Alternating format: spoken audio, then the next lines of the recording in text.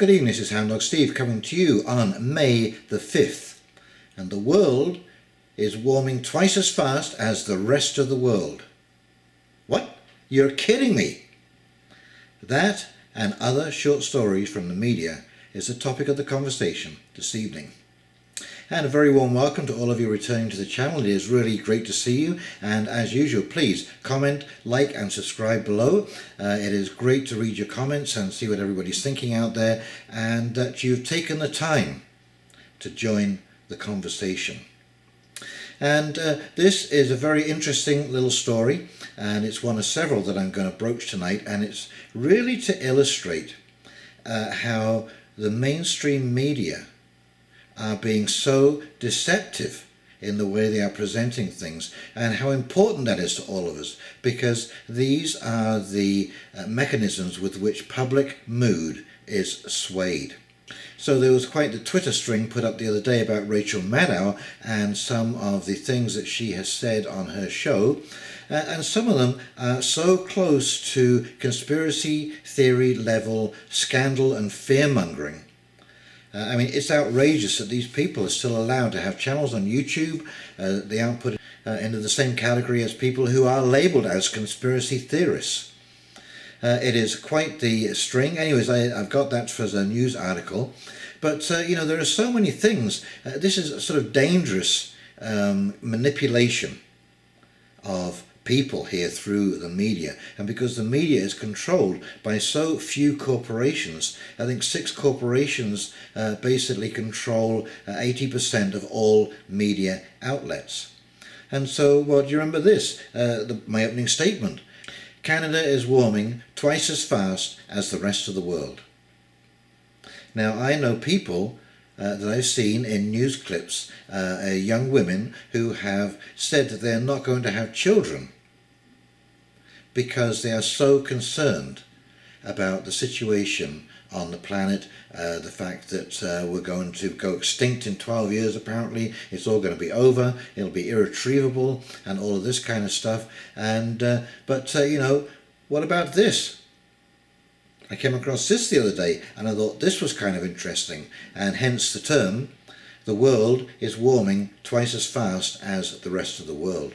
Because you can see that every part of the world, every country is warming twice as fast as the rest of the world. Now, how can that possibly be? Where did they get this data from? And yet, I didn't, you know, unless you search for this stuff, you will not see in Canada anything from Europe or Australia or England, this kind of stuff. Africa, they're going to have their own news circulation. Okay, so there is a lot of news that is being suppressed, which is a very, very bad thing to be happening in the first place. But this manipulating of the public, because, you know, half of these things that have happened over the last several decades, you know, one of which probably very prominent is the war in Iraq. Where were the weapons of mass destruction? That whole thing could not have happened without the absolute implicit support of the media. And so what are we to make of that? There never were weapons of mass destruction found, and now the Americans have a military base, a foothold in the Middle East, in Iraq. And that is incredibly strategic. Now, I should say at this point, okay, I am not talking about the brave men and women that are in our armed forces who go over and risk their lives on our behalf. I'm talking about the leaders who decided to go off on this gambit, and that's exactly what it was. And if you wonder how extreme a move this was, you know, a game that I like to play is called Put the Shoe on the Other Foot. So can you imagine the reaction if the Iraqi Air Force had come over on aircraft carriers to North America and started bombing, carpet bombing their way into the capital?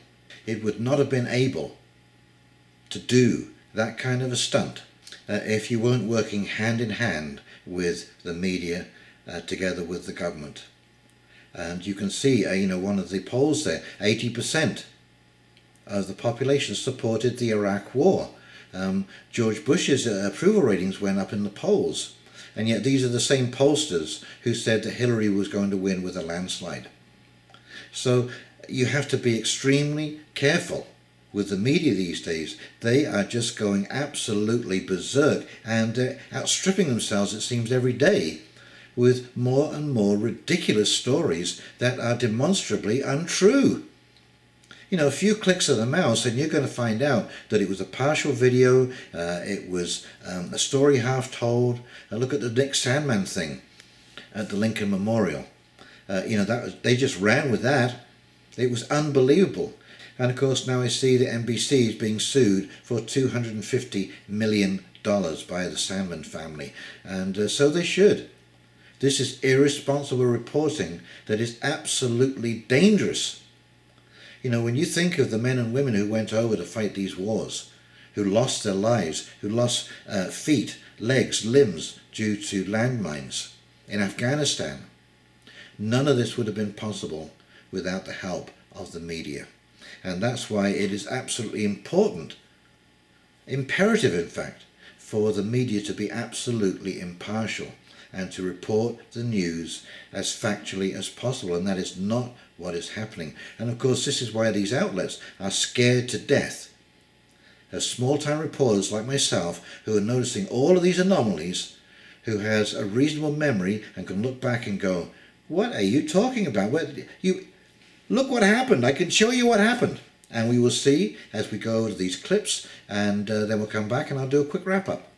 Okay, here we go. Okay, here we go from The Guardian. There were no weapons of mass destruction in Iraq. And this is from Thursday, October the 7th, 2004. 1,625 UN and US inspectors spent 2 years searching 1,700 sites at a cost of more than $1 billion. Yesterday, they delivered their verdict.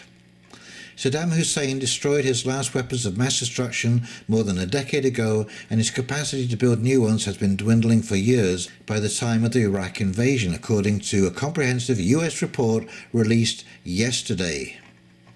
And yet 72% of Americans support war against Iraq. Bush approval up 13 points to 71%. And this is 72% of Americans interviewed in a new CNN USA Today Gallup poll conducted Saturday and Sunday favour the war against Iraq, while 25% are opposed.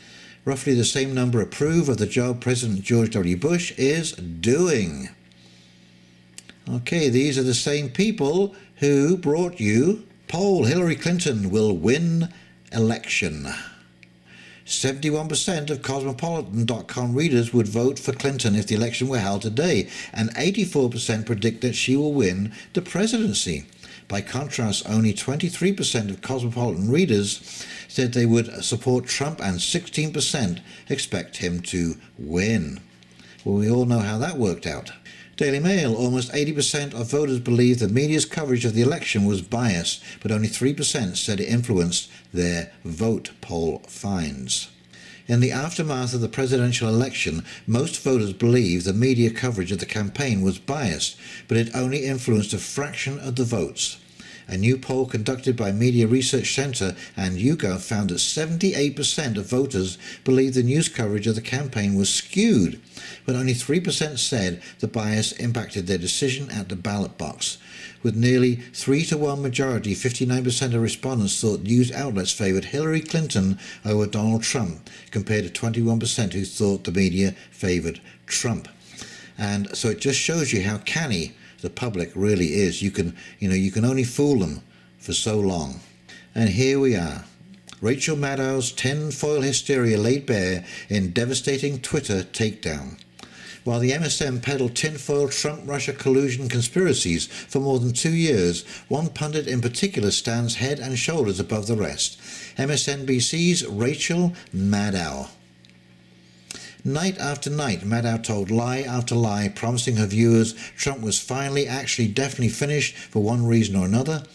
Maddow's propaganda rants are too numerous to count. However, the nation's Aaron Mate is currently in the middle of a devastating Twitter takedown, highlighting some of MSNBC's anchor's most pathetic attempts to delegitimize the sitting president of the United States, after Maddow tweeted a Washington Post article about YouTube recommending an RT article interview with Mate. And this tweet from Aaron Mate: 1. If YouTube were to recommend your show, it'd be recommending the leading purveyor of now debunked Trump-Russia conspiracy theories, falsehoods and innuendo of the last 2+ years. Here's a sample. 2. Just recently you were caught in real time lying to your audience, and you claimed Barr was handling the redactions by himself, but the chyron on the screen right below told viewers the truth that Mueller was in fact assisting with the redactions. Mueller's team does in its sleep. It is hard to believe that they'd leave the newly appointed 68-year-old Attorney General William Barr to himself personally pick through the report to try. And here we are, you can see at the bottom, Barr, special counsel, is assisting with redactions. Okay, and the special counsel, of course, is Mueller.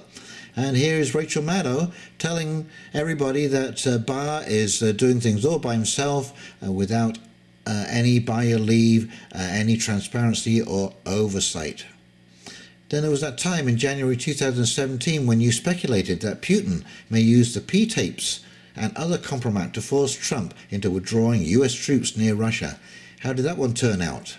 And this of course continues on. 4, by the way, just last week you falsely said the one thing I refused to let my think about was that Putin had tapes of Trump, the very prospect you had previously floated to posit that Trump may blackmail Trump into withdrawing troops. The one thing I refused to let myself think about was the prospect of incriminating salacious tapes, or Trump being warned that there were incriminating salacious tapes of him in Russia, tapes that Russia could let out into the world, but they were stopping that from happening. I mean, that's the one part of this whole ridiculous D-grade movie we have been living through that I refuse to let sit in my brain when thinking about this president and this scandal and Russia messing with our election to benefit him. 5. Who could forget that time this past winter when you seized on life-threatening cold temperatures to fearmonger that Russia could kill Americans by knocking out their heat?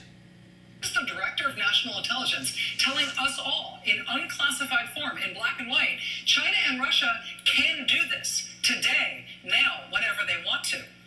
In other words, we're relying on their good graces that they're not. And it is like negative 50 degrees in the Dakotas right now. What would happen if Russia killed the power in Fargo today? Right? What would happen if all the natural gas lines that service Sioux Falls just poofed? And it goes on and on. There are actually 20 of these incidents, absolutely unbelievable. I'm actually going to leave the link down below so that you can go see these yourself. But there you go, the fear-mongering, the lying is unbelievable. And this is not just Rachel Maddow. Okay, this is right across the media. This is a coordinated effort by all media outlets all over the world. And like I say, there's only 6 corporations control all of the media outlets, so that's not actually that difficult. And they create the narrative. And you have to remember, you know, Rachel Maddow, she is just an actress. Okay, she gets handed a script from the legal department who've been over it to make sure everything is, you know, within the bounds of legality, barely, as we see. But she's just the actress, and the others are the actors, of course. And so they are paid to give you a convincing show. They are paid to sell you the news, to sell you that narrative. So I think you can see that there is certainly cause for caution and some cynicism about the kind of reporting that we are getting from the mainstream media. Now, what I do is I immediately check things through several different outlets. And it's quite interesting because you'll find that American outlets will actually report reasonably accurately on European events, and European outlets will report reasonably accurately on North American events because it's not their baby, as it were. Okay, they don't have to worry about it, so they can speak more openly as our news outlets can in our own country. So you have to shop around, you have to fish around, and I'm really glad that they have come up with the notion of fake news. And the reason I'm glad that we have the notion of fake news is because before that, I did do some research, but certainly not in the depth that I research today. And I think more and more and more people are doing that. And that, of course, is why 80% of the population felt in that poll that the American election reporting was biased, but only 3% said it affected them. Which, and of course, this throws out the whole idea of foreign interference, meddling, in elections, because if we've reached that point where the public just don't take any notice of this kind of stuff, then what indeed is the big deal about it all? But as long as the media continue to do what they're doing, they're going to continue to disgrace themselves, and off mainstream media people like myself are going to gain more and more in popularity because we're just telling things as we see it. This is how the news used to be. They just told the story as it was unfolding. Now, I'm not saying that the media hasn't always been manipulated, but when you go back to some of the exposés that came out, through Woodward, for example, wrote many exposés on the government. There were scandals that came out, and the newsprint was far more prepared to go that extra distance to report on stories, to winkle out the real thing. Okay, getting your feet wet and going out there and talking to the general public, talking to people who are actually involved in that process. So, ladies and gentlemen, all I can suggest to you is shop around for your news. Don't be put off by these, the warning signs that they give you about RT. RT is an incredible source of information. But seek out some of the independent reporters. There are some excellent independent reporters, researchers. The Corbett Report, another brilliant reporter. These people have really done a fantastic job, and they're getting besmirched, of course, because they are doing such a great job, and they are an incredible threat to the mainstream media. Anyway, I hope you found this video interesting, and if you did, please like, comment and subscribe below. And in the meantime, this is Hound Dog Steve signing off, wishing you a great evening, and we will talk to you very, very shortly. See you now. Take care. Bye.